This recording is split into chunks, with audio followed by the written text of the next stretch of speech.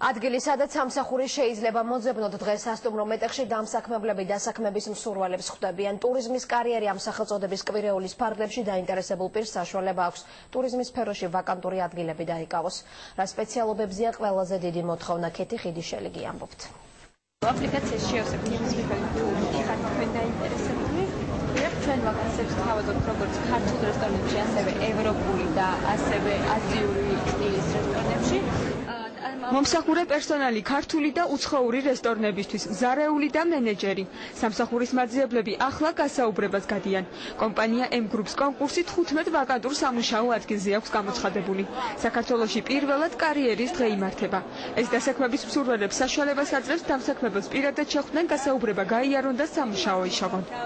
გვაქვს საკმაოდ ბევრი ვაკანსია, თქვენ თავად ხედავთ, რომ ამჟამადაც მიმდინარეობს გასაუბრება და ინტერესი საკმაოდ დიდია.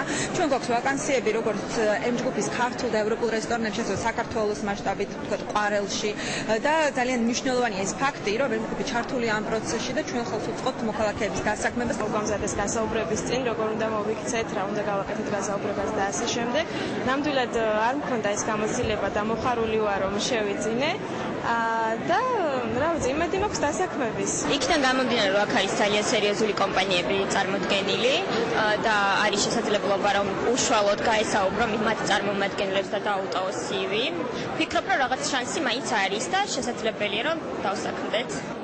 ღონისძიებაში ტურიზმისა და სტუმარ მასპინძლობის სფეროდან 40 კომპანია მონაწილეობს. ვაკანსია სულ 500 სამუშაო ადგილზეა გამოცხადებული. ანუ თითოეულ ადამიანს დასაქმების რეალური შანსი აქვს.